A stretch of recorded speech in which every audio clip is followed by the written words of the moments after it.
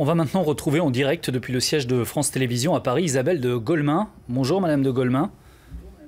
Bonjour. Journaliste au quotidien La Croix, vous connaissez parfaitement cette affaire. D'abord parce que vous lui avez consacré un livre il y a 2 ans, Histoire d'un silence. Et puis aussi parce que vous étiez une des scouts du groupe Saint-Luc de Sainte-Foy-les-Lyons à l'époque où sévissait le père Prénat.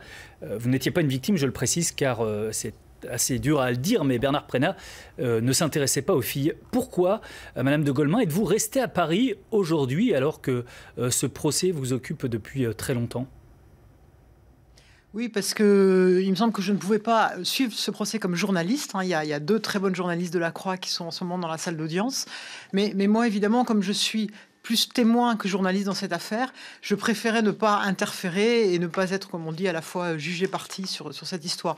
Donc il me semblait plus raisonnable de rester à Paris, d'autant plus que ma déposition en commissariat est très longuement citée dans la citation directe des victimes. Donc de toute façon, il sera question de ce que moi j'ai déjà dit, de mon témoignage et de mon livre.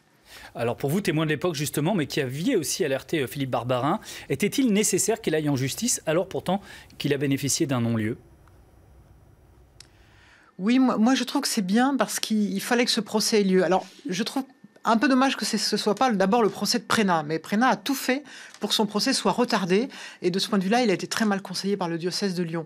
Donc il me semble que ce qui est intéressant dans ce procès, ce que j'attends moi de ce procès, c'est qu'on démêle un peu les responsabilités. Effectivement, il y a le cardinal Barbarin qui a fait des erreurs de gestion, donc la justice dira vraiment ce qu'il en est, mais il y a aussi toute une chaîne de responsabilités. C'est toute une institution à Lyon, des catholiques, des prêtres, des archevêques successifs qui n'ont rien fait dans cette histoire.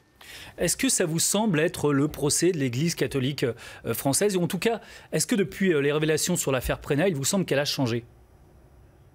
Ah oui, alors vraiment l'Église a changé, et de ce point de vue-là, je pense que l'Église peut dire vraiment merci à la parole libérée et aux victimes du père Prénat, parce qu'ils l'ont fait à leur manière, médiatique, avec des coups, etc. Mais ils ont obligé l'Église à bouger, l'Église de France, qui jusqu'à présent, avant 2015, refusait de voir tout le passif, toutes les anciennes victimes. Pour elle, du moment que les choses s'étaient passées autrefois, il fallait plus en parler. Or, en fait, on sait que pour les victimes de pédophilie, c'est très important, même 30 ans, même 40 ans après, de se faire reconnaître comme victime, d'être cru finalement, alors que comme enfant, ils n'ont jamais été crus.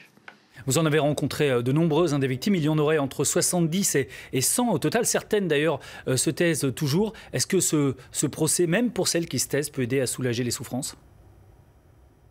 Alors j'espère, c'est vrai, il faudrait aussi qu'il y ait le procès du père Prénat. C'est quand même le père Prénat qui est le vrai coupable. Attention, il faut pas tout confondre.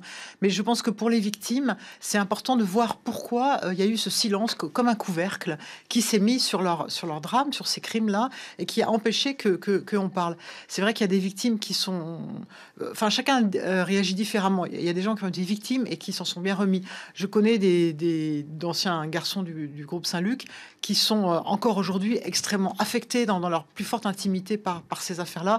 Et pour elles, je crois, c'est vraiment très important que ce procès ait lieu. Merci beaucoup à vous Isabelle de Golemin. Votre livre s'appelle « Histoire d'un silence ». Quant à ce procès du cardinal Barbarin, vous pourrez le suivre sur le site de France 3 Auvergne-Rhône-Alpes ainsi que sur nos réseaux sociaux.